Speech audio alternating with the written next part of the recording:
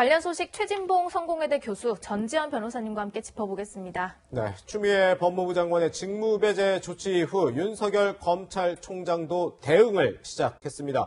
어제 출근도 하지 않고 집에서 인터넷으로 집행정지 신청을 했다고 합니다. 전지현 변호사님, 이 집행정지 신청 결과는 금방 나오는 건가요? 네, 집행정지 신청이라는 거는 민사에서 가처분을 생각하시면 되는데 네네. 본안소송 결과가 나올 때까지는 시간이 오래 걸린단 말이에요. 예. 2년, 3년. 근데 그때까지 처분의 효력을 그대로 놔두면은 회복하기 어려운 손해가 발생할 우려가 있을 때 그 효력의 집행을 일단 정지시켜 놓는 게 집행정지 신청이거든요. 행정소송에서. 그렇기 때문에 이거는 뭐 일주일 이내로 그 결과가 빨리 나올 수 있고 아마 조만간 기일이 잡히지 않을까 합니다. 네. 일단 추미애 장관 오늘 오전에 다음 달 2일 이 윤 총장 징계 관련해서 징계위원회 열겠다 이렇게 밝혔어요. 어쨌든 지금 뭐 해임까지도 얘기가 나오는데 이 결국 긴 소송 이렇게 이어질 수도 있겠어요. 그러니까 지금 그 직무 배제 명령에 대한 집행 정지 신청을 한 거고 나중에 해임 처분이 나오면은 또 거기에 대한 이제 소송이 들어가야 되는 거거든요. 그렇기 때문에 이게 긴 소송으로 될 수밖에 없는 거고 이번 집행 정지 신청에 대한 인용 여부가 이번 처분에 추미애 장관의 처분에 당 부당을 가늠할 수 있는 중요한 포인트가 될 거라고 봅니다. 네, 방금 변호사님께서도 말씀하셨듯이 본 소송보다는 이번 집행 정지 이 신청 자체가 오히려 더 이 두 사람의 어떤 그런 더 좀 중요한 포인트다 이렇게 말씀하셨잖아요. 네, 그렇죠. 어떤 결정이 나더라도 이 한쪽은 치명상을 입을 수밖에 없을 것 같은데 어떻게 보세요? 그렇죠. 그럴 가능성이 있다고 봐요. 가처분 신청을 하게 되면 이제 법원이 여러 가지 증거를 보지 않겠습니까? 법원도 만약에 가처분 신청해서 대리인이 가서 얘기를 할 때는 지금까지 감찰하면서 밝혀졌던 여러 가지 내용들을 제시를 할 것이고 그 내용을 봤을 때 과연 법원에서 판단해서 이게 직무정지할 만한 사안인지 아닌지를 판단하지 않겠습니까? 거기서 어떤 판단이 나오느냐에 따라서 법무부 장관이든 검찰총장이든 영향을 받을 수밖에 없죠. 만약에 가처분 신청이 받아들여지면 그러면 법무부가 증거가 좀 부족하다는 얘기가 나올 수 있고 반대로 그게 그냥 기각이 돼버리면 법무부가 증거한 증거들이 어느 정도 타당하다는 판단이 내려질 수 있는 부분이기 때문에 어떤 결과가 나오든 양측 한쪽은 여러 가지 영향을 받을 수밖에 없는 상황, 특히 이제 여러 가지로 부정적인 영향을 받을 수밖에 없는 상황이라고 말씀드릴 수 있죠. 그렇군요. 이 동아일보에 따르면 이 윤석열 검찰총장 법적 대응에 나서면서 직이 아닌 민주주의와 법치주의를 지키기 위해 법적 대응을 한다. 이렇게 얘기를 했답니다. 이 민주주의에 대한 얘기 지난 8월에도 한 적 있었는데요. 한번 직접 들어보시죠. 우리 헌법의 핵심 가치인 자유민주주의는 평등을 무시하고 자유만 중시하는 것이 아닙니다. 이는 민주주의라는 허울을 쓰고 있는 독재와 전체주의를 배격하는 진짜 민주주의를 말하는 것입니다. 사실 이 민주주의라는 허울을 쓰고 있는 독재 배격 이 발언도 상당히 화제가 또 논란이 되기도 했었는데 이번에도 역시나 민주주의와 법치주의를 언급을 했더라고요. 네, 그렇죠. 그러니까 본인이 이제 저런 얘기를 하는 것은 본인이 현재 당하고 있는 이런 여러 가지 어려움들은 결국은 본인이 정상적으로 업무를 처리하는 가운데 받는 핍박이다, 억압이다 이런 이제 이미지를 만들어내는 거라고 저는 봐요. 지금 상황에서 제가 뭐 검찰총장이 어떤 행동을 하고 있고 뭔지를 정확하게 얘기할 수 있는 상황은 아닙니다. 왜냐하면 제가 증거를 다 보지 않았기 때문에 어떤 경우가 나올지는 모르는 상황이고요. 법무부는 반대로 이제 검찰총장이 직무를 수행할 수 없을 정도로 여러 가지 문제가 있다고 좀 판단을 하고 있는 거잖아요. 그렇기 때문에 제가 여기서 단정적으로 말씀드릴 수 없지만 검찰총장 입장에서는 또 아니라고 주장을 하고 있고 법적 대응도 하고 있기 때문에 제가 볼 때는 이 법적 대응 또는 이제 절차, 징계 절차 과정에서 절차와 법률에 의해서 처리를 하고 그 다음에 어떤 결과가 나오느냐에 따라서 거기에 대한 뭐 결과가 나올 거라고 저는 봅니다. 총장이 말이 맞는 건지 법무부 장관이 말이 맞는 건지는 지금 상황에서는 제가 뭐 단정적으로 얘기할 수는 없고 다만 총장 입장에서는 본인은 문제가 없이 정확하게 일을 처리했었고 법무부 입장에서는 그것도 아니라고 얘기하니까 지금 상황에서 좀 기다려봤다가 어떤 경우가 나온지를 지켜봐야 될 것 같아요. 또 법무부 입장에서 감찰한 내용을 다 세세하게 밝힐 수는 없어요. 왜냐하면 개인 감찰에 대해서 어떤 정보를 밝히는 것 자체가 제한될 수밖에 없는 거 아니겠어요. 그러나 법원에 가서 소송을 하거나 아니면 판단을 받을 때는 증거를 제출할 수밖에 없는 거고 거기서 어떤 결과가 나오냐가 또 영향을 미칠 수밖에 없다.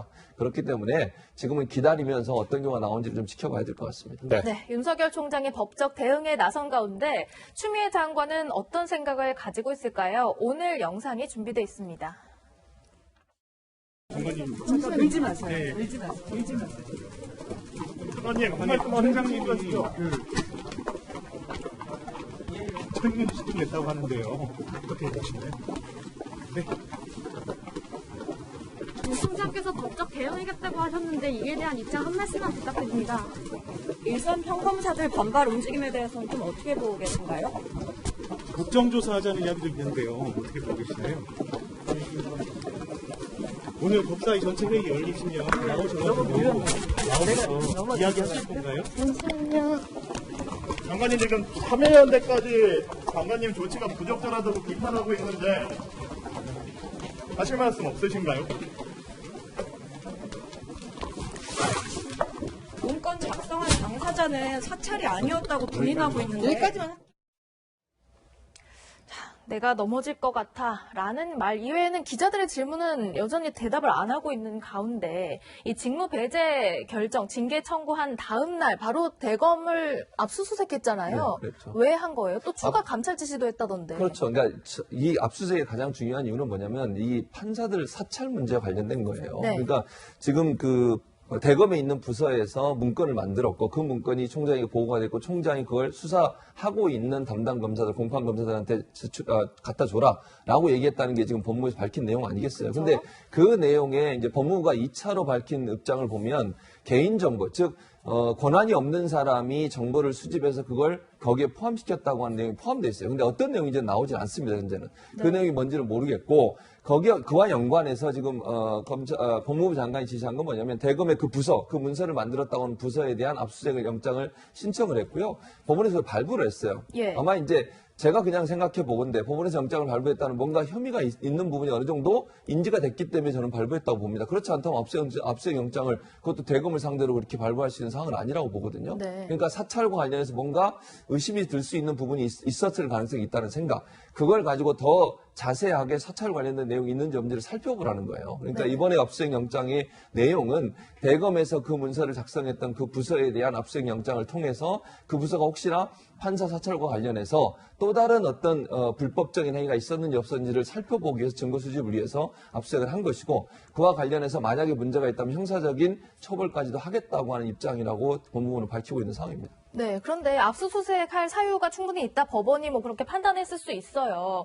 압수수색을 해서 그럼 살펴볼 필요가 있었다면 사실 발표를 하기 전에 이런 것들이 먼저 진행되고 나서 해야 되는 거 아니에요? 그러니까 지금 정확하게 짚으셨어요. 압수수색 영장이 발부된 부분이랑 그다음에 그 징계 혐의와 관련해 가지고 불법 사찰 여부가 의혹이 있는지 이 부분은 구분을 해서 봐야 되는 게 뭐냐면은 이 사찰 같은 경우에는 어디서부터 어디까지가 사찰이고 정보 수집 방법은 어디까지가 정확하고 적법하고 이런 거에 대한 지금 명백한 기준이 없거든요. 그래서 민간인 사찰이라든지 뭐 누군가 했을 때 이런 부분이 항상 이게 국가기관 내에서도 문제가 되어 왔어요. 근데 지금 감찰 사유와 관련해가지고는 판사 사찰 여부를 언급한 적은 한 번도 없거든요. 예. 그런데 이번에 지금 징계 사유에 들어갔단 말이에요. 이거는 향후 소송에 대비해서 한 수라고 보여지는데 물론 사찰 여부에 대해서 제가 여기서 그 사찰이라는 게 사찰이다, 적법했다 이렇게 단정지어서 말할 수는 없지만 저걸 가지고 검찰총장의 직무를 정지하기 위해서는 당시 어떤 방법으로 어떤 목적으로 정보를 수집했는지와 관련해서 면밀한 조사가 있어야 되고 그 다음에 총장이 여기에 대해서 얼마나 관여를 했는지 그런 부분에 대한 조사가 이루어져야 되는데 그냥 일방적으로 밀고 들어가가지고는 감찰 받아 안 받아 이거 불응이야 한 다음에 그거 하나 끼워 넣어가지고 징계 사유 몇 개 적시해가지고는 직무 정지해버리고 그 다음에 압수수색을 하는 거는 이거는 정치적이라는 비판을 받을 수밖에 없는 처사라고 보입니다. 그렇군요. 어쨌든 지금 윤 총장 직무 배제가 된 상태인데 이 검찰 내부 반발 움직임도 계속 확산이 되고 있습니다. 우선 짚어봐야 될 게 최진봉 교수님, 평검사회가 전국에서 지금 전국 검찰청에서 지금 뭐 전부는 아니지만요 열린다고 하더라고. 이게 7년 만이라고 그러더라고요. 그렇죠. 예전에 이제 평검사회가 열렸던 게 7년 전에 있었고 이번에 다시 열린다고 하는데 얼마나 많은 사람이 참석할지 모르겠어요. 지켜봐야 될 것 같고요. 일단 제가 볼 때는 이렇습니다. 검찰 입장에서 검찰총장이 직무가 배제가 되고 징계위원회에 넘어간 것 자체가 상당히 충격적으로 받아들여질 수 있어요. 충분히 가능하다고 보고 그런 차원에서 본다면 검찰이 어느 정도 목소리를 내야 되겠다는 얘기들이 있었던 것 같고 그게 이제 물론 전 아까도 말씀드렸습니다. 얼마나 많은 사람이 거기에 동조하고 참여할지는 지금 지켜봐야 되는 상황이고요. 네네. 그렇기 때문에 이게 어떻게 번질지 모르겠지만 이제 좀 우려스러운 부분은 우리가 나중에도 얘기 나올 수 있을지 모르겠지만 여기 집단 행동으로 보여졌을 때 이게 검찰 이기주의로 비춰질 수 있는 우려도 있어요. 그래서 일단 저는 물론 뭐 입장을 내는 거 본인들이 뭐 이프로스나 이런 자체적으로 자기들의 생각을 내는 것 자체는 저는 문제라고 보지는 않습니다. 그건 누구든지 자유롭게 할 수 있는 부분이니까 집단 행동이나 단체 행동을 자꾸 했을 때 이게 혹시나 집단 이기주의로 가는 어떤 프레임이 씌워지지 않을까 하는 우려가 있기 때문에 그 부분도 좀 신중하게 처리할 필요가 있다 이런 생각은 듭니다. 네. 그런데 이제 평검사뿐 아니라 일부 고검장급 검찰 고위 간부들도 조금 전에 이지훈 기자 연결해서도 우리가 들었지만 입장문을 냈더라고요. 예, 지금 고검장급 6명도 입장문을 냈습니다. 그러니까 대검 연구관, 어제 부산지검 동부지청에 이어서 고검장급 6명이 성명을 냈는데 그 내용을 보면은 총장 임기제를 무력화하고 검찰의 정치적인 중립성을 훼손한다. 그다음에 감찰 지시사항과 징계 청구 사유가 대부분 불일치하는 걸로 볼 때 아까 제가 말씀드렸던 것 같이 처음에 언급했던 감찰 지시사항과 나중에 징계 사유에 보면은 특활비 부분 빠지고 판사 불법 사찰 부분 들어가 있는 부분 그거를 지적을 한 것 같아요. 그러면서 면밀한 조사를 거치지 않고 바로 징계로 이어진 부분에 대한 문제점을 지적하는 것으로 보이고 이런 일련의 절차들로 미루어 볼 때 총장의 직책을 박탈하라는 것이 아닌지 우려된다 이렇게 얘기를 하셨어요. 근데 지금 검사들 내부에서만 문제가 있는 게 아니라 대한변협에서도 아침에 그 입장문을 발표를 했거든요. 여기에 대한 법치주의 훼손이 우려된다. 이 중에서 그 판사의 사찰은 물론 문제가 되겠지만 여기에 대한 조사 없이 과도하게 직무 정지로 가는 것은 우려가 된다. 그런 부분들을 지금 얘기를 하고 있어서 이게 단순히 검찰들의 그런 검사들의 이기주의로 비춰질 수 있는 부분인지 그런 프레임 물론 씌워질 수는 있지만 그런 것들이 얼마나 여론에 먹힐지는 좀 더 상황을 두고 봐야 될 것으로 보입니다. 네, 그런데 좀 뭐 평검사, 고검장 그리고 또 전직 검찰총장들까지도 뭐 공식 입장 아니고 언론 통해 입장을 밝혔습니다만 굉장히 이례적으로 실명을 내걸고 이번 조치에 대해서 비판을 했더라고요. 일단 김종빈 총장 같은 경우에는 과거에 이제 노무현 대통령 시절에 그 강정구 교수였잖아요. 네. 그 불구속 수사 지휘에 이제 반대를 해서 옷을 벗었던 분인데 저분은 지금 뭐라고 얘기를 했냐면 있을 수 없는 일이 일어났다. 지금 정당하지 않은 것에 대해 법적으로 다퉈야 된다 이렇게까지 얘기를 했고 김수남 검찰총장 같은 경우에는 유신 때 야당 총재 그 당시에 김영삼 총재에 대해서 국회의원 신분 직무정지를 한 사건을 얘기를 하면서 유신 때 야당 총재에 대해 직무를 정지한 것 같은 그런 일이 일어났다 그렇게 얘기를 했고 김준규 총장 같은 경우는 이제 이명박 그 대통령 때 총장이에요. 김준규 총장 같은 경우에는 음해적인 내용을 가지고 이런 결정을 하는 나라는 없다. 지금 이렇게 얘기를 하고 있습니다. 네. 최 교수님이 아까 좀 비판적으로 이제 이 사건을 분석해 주셨지만 어쨌든 검사들이 집단 반발하고 있는 가운데 변호사님께서도 언급하셨듯이 일부 진보 성향의 뭐 단체라고 알려진 참여연대라든지 뭐 일부 변호사 단체에서도 비판声명을 내고 있거든요.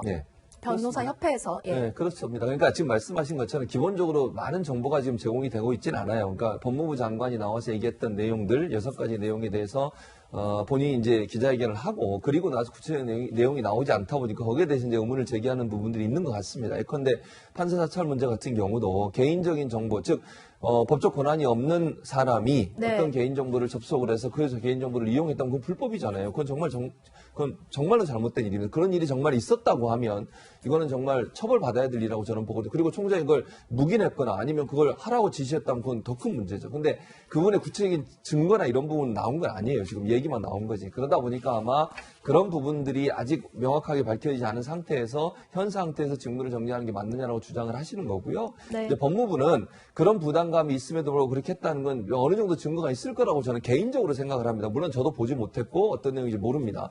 그런 증거도 없이 이런 일을 했다고 하면 그건 법무부가 나중에 그 후폭풍을 어떻게 감당을 하겠어요. 만약에 그런 정확한 증거도 없는데 법적 권한이 없는 사람이 개인정보에 접속을 해서 그 정보를 이용했다. 이런 말을 할 수 있다고 하는 건 있을 수 없는 일이라고 저는 봅니다. 그래서 그 부분은 나중에 언젠가 밝혀질 거라고 저는 봐요. 그 문제가 밝혀지고 나서 또 다른 논쟁이 될 수도 있지만 지금 현 상황에서 많은 정보들이 제공되지 않은 상황에서 얘기를 하다 보니 이제 이런 우려들이 나온다고 저는 봅니다. 네, 일단 참여연대는 법무부는 검찰총장의 직무를 정지시켜야만 할 정도로 급박하고 중대한 사유가 있었는지 납득할 만한 증거를 제시해야 한다. 이렇게 또 비판을 하기도 했네요. 지금 이 사태를 두고 정치권도 시끌시끌합니다. 저희가 영상으로 준비했습니다.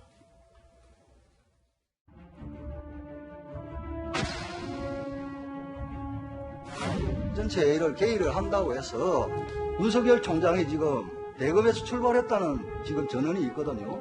누구하고 이야기를 해서 검찰총장이 자기 멋대로 이 회의에 들어오겠다는 겁니까?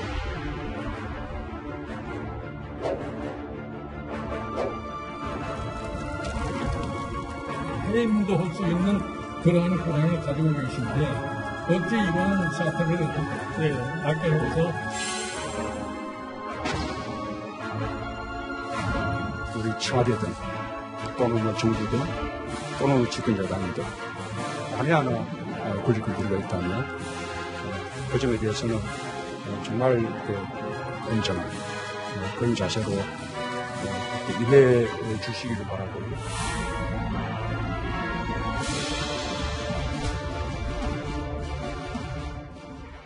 네, 지금 정치권에서는 이 논란을 두고 이 국정조사가 최대 현안이 되고 있는 것 같습니다. 전지현 변호사님, 이 국정조사요. 이낙연 민주당 대표가 어제 먼저 검토를 하라고 제안을 해서 보니까 야당은 물론 추미애 장관도 포함시켜야 된다는 조건을 달긴 했지만 오늘 적극 환영한다고 얘기했어요. 그랬더니 또 여당은 한 발 빼는 것 같고요. 네, 이게 검찰총장과 법무부 장관 간의 이런 다툼이 이렇게 전 국민적인 관심사가 됐다면 국회에서 할 수 있는 카드는 국정조사고 이 부분은 당연히 진행이 돼야 된다고 봅니다. 네. 하지만 여당에서 지금 반대를 하는 이유는 지난 국정감사 때 보면은 누군가는 이거를 여당 의원들의 KO패 이렇게 표현을 하기도 하더라고요. 일부의 평가죠. 나와가지고 일부의 평가죠, 물론. 이때 나와가지고는 윤석열 총장의 그 인기가 오히려 올라가고 여당 의원들은 도대체 이렇게 뭐를 준비해가지고는 물어보는지를 모를 만한 그런 좀 황당한 질문들이 조금 있었어요. 그래서 그때 한 여당 의원이 라디오 프로에 나와가지고 그러더라고요. 윤석열 총장이 공부를 제대로 안 하고 나왔다 그랬는데 지금 여당에서는 윤석열 총장이 공부를 제대로 하고 나왔을 때 과연 인기가 어디까지 올라갈지 거기에 대한 불안감이 저런 반대의 의견으로 나타나고 있는 게 아닌가 싶습니다. 그렇군요. 네. 지금요, 이 사건을 놓고 아까 말씀드렸듯이 검찰 내부 또 변호사들 그리고 일부 시민단체에 이어서 정치권까지 시끌시끌 논란이 벌어지고 있습니다. 한 사람만 침묵하고 있는 것 아니냐 이런 지적도 나오고 있는데요. 대통령의 결단을 요구하는 그런 목소리도 높아지고 있습니다. 그런데 청와대의 입장을 한번 살펴보면요. 대통령이 침묵하는 이유, 법적 절차대로 이제 가고 있는데 만약에 대통령이 말하게 되면 가이드라인이 될 수 있다. 이거 좀 공감이 가시나요? 그러니까 저는 이렇게 생각해요. 일단 징계 절차가 밟고 있잖아요. 법적으로 또 윤석열 총장은 법적 조치를 하겠다고 얘기를 하고 있고 서로 의견이 부딪히는 상황입니다. 이 상황에서 대통령이 뭔가 얘기를 하는 순간 누구 한 사람의 편을 들어주는 꼴이 돼버릴 수밖에 없어요. 뭐 징계 절차가 진행되고 있는데 징계가 잘못됐다고 얘기를 하겠습니까? 아니면 징계가 잘 됐다고 얘기를 하겠습니까? 그냥 법적 절차대로 가고 있는 부분을 다 보고 나서 그 결과가 어떻게 나오는지 다음에 본인의 입장을 밝혀야 돼요. 대통령이 이런 사안에서 일일이 여러 번 이렇게 자꾸 얘기를 하면요. 그 말 하나가 갖고 있는 파장이라든지 영향력 때문에 엄청난 정치적 부담이 생길 수밖에 없습니다. 그래서 저는 지금 상황이 대통령의 입장을 밝힐 수 있는 상황이 아니라고 봐요. 징계 절차가 어떻게 마무리되는지 봐야 되고요. 두 번째, 윤 총장이 법적 조치를 취했으니 그 조치의 결과가 어떻게 나오는지를 봐야 된다고 봐요. 그리고 나서 한마디를 해야지. 대통령의 말 한마디는요. 뭐 청와대 고위 관계자도 얘기했다고 하는데 가이드라인이 될 수도 있고 정치적 파장이 너무 커질 수 있으니까 지금 상황에서 어떤 말을 하는 것은 이건 상당히 논란이 될 수 있다. 정치적으로. 그래서 아마 절차가 끝난 다음에 그 결과를 보고서 아마 입장을 밝히지 않을까 이렇게 생각이 네, 돼요. 아직은 대통령이 좀 더 지켜봐야 된다라는 입장이신데요. 변호사님 어떻게 보세요? 네, 저는 그렇지 않습니다. 검찰총장의 직무집행 정지라는 초유의 사태와 관련해가지고는 전적으로 추미애 장관이 이 문제를 독단적으로 결정했다고는 생각하지 않습니다. 지금 참여연대라든지 변협에서까지 성명이 나오는 거는 지금 이 문제의 어떤 그 불법 사찰, 그 문제 하나만 가지고 얘기를 하는 게 아니라 지난 인사부터 지금까지 여당 의원들의 반응이라든지 일련의 과정을 보고 이것이 과연 검찰 개혁이냐에 대한 공분이라고 생각을 해요. 저는 검찰주의자도 아니고 검사들 별로 좋아하지도 않지만은 법치라는 게 무너지면은 그 피해는 고스란히 사회적인 약자한테 갈 수밖에 없는데 지금 이와 같은 초유의 사태를 방치하는 것은 옳지 못하다고 보고 대통령께서도 훌륭한 인권 변호사셨으니까는 여기에 대한 본인의 판단이 계실 거라고 봐요. 누군가는 윤석열 총장, 추미애 장관 둘 다 물러나야 된다고 얘기를 하지만은 잘못하지 않은 사람까지 덤태기로 물러나는 것은 옳지 못하다고 생각합니다. 여기에 대해서 어떤 판단이 정당하고 법치에 맞는지는 대통령께서 훌륭한 현명한 결정을 해 주실 거라고 믿습니다. 네, 그런데 이번 사태를 두고 7년 전을 떠올리는 사람들도 적지 않습니다. 박근혜 정부 시절이었죠. 최동욱 검찰총장 혼외자 의혹이 불거지면서 이제 또 감찰을 하려고 하니까 뭐 자진해서 사퇴를 하는 일이 있었습니다. 최진봉 교수님, 그때 문재인 대통령이 이런 글을 SNS에 올렸어요. 결국 끝내 독하게 매듭을 짓는군요. 무섭습니다. 7년 전과 지금 입장이 상당히 달라진 걸까요? 아니, 저는 이렇게 생각해요. 이제 당시에 문재인 대통령은 당시에는 이제 야당 의원이었죠. 야당 의원이 대표였고, 지금은 대통령이란 자리입니다. 그 무게감이 저는 다르다고 봐요. 그러니까 첫째는, 물론, 그리고 최동욱 전 검찰총장에 관련된 문제는 그 당시에 정보를 잘못 빼내가지고 처벌도 받았어요. 개인정보를 잘못 입수한 부분에 대해서. 그러니까 최동욱 검찰총장에 대해서는 제 개인적으로 생각할 때 당시에 정부가 정말 의도적으로 이 최동욱 검찰총장을 물러나게 만들기 위한 여러 가지 잘못된 행동을 했다고 보는 것이고요. 지금 현재 윤석열 총장 관련해서는 아직까지 모르겠습니다, 저는.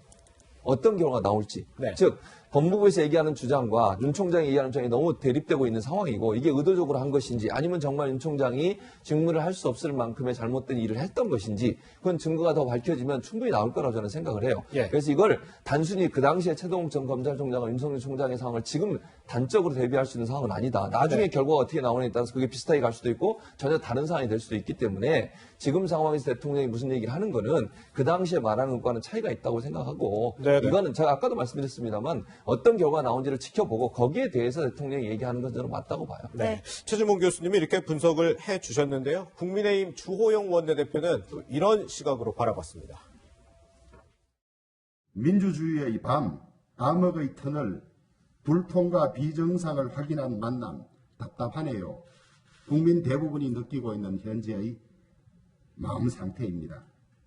오늘 뒤에도 나와 있습니다만은 결국 끝내 독하게 매듭을 짓는군요. 무섭습니다. 이렇게 말씀하셨습니다. 우리 국민들이 결국 끝내 독하게 매듭을 지어서 대통령을 무섭게 생각하는 그런 일이 생기지 않도록 잘 수습해 주기 바랍니다. 네, 국민의힘에서 이런 비판이 나왔습니다. 대통령의 침묵, 이걸 깨고 조금 입장을 밝혀야 된다, 이런 요구들도 있는 가운데 이런 이야기들이 있었죠. 문 대통령의 복심이라고 이제 불리기도 했던 윤건영 의원 SNS를 통해서 이 월성 원전 수사와 관련해서 선 넘지 마라라는 이야기를 한 적 있죠. 그 이후에 일련의 어떤 사건들이 일어나는데 추미애 장관이 대면 조사를 시도한 일, 또 정세균 총리는 추미애 장관 검찰개혁 잘하고 있다, 이런 목소리를 냈고요. 추미애 장관의 윤석열 검찰총장에 대한 직무 정지 발표가 있었고, 이낙연 대표가 윤석열 총장 국정조사 이야기를 꺼내기까지 일련의 이제 과정들이 어떤 이런 것들이 여권에서 뭔가 대통령의 의중이 반영된 움직임들이 아니었냐, 이런 지적도 나오거든요. 그러니까 저 같은 일들이 뭔가 추미애 장관의 독단으로 진행될 수 있는 거는 아니에요. 우리가 대통령의 의중을 함부로 추정을 할 수는 없지만은, 함부로 얘기를 할 수는 없지만은, 과연 이게 추미애 장관의 독단적인 결정일까 의심은 할 수가 있는 부분이거든요.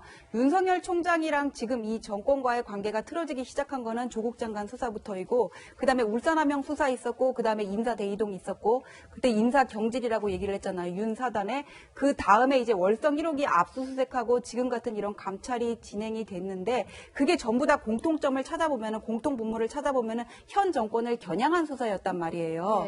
그래서 최소한 이게 어떤 현 정권을 지금 보호하기 위한 그런 윤석열 총장의 쳐내기가 아니었냐, 그런 비판이 지금 충분히 나올 수 있는 부분이라고 생각을 합니다. 민주적인 통제 말은 아름답지만 아까 민주주의, 법치주의 항상 같이 얘기를 윤석열 총장이 했다고 했잖아요.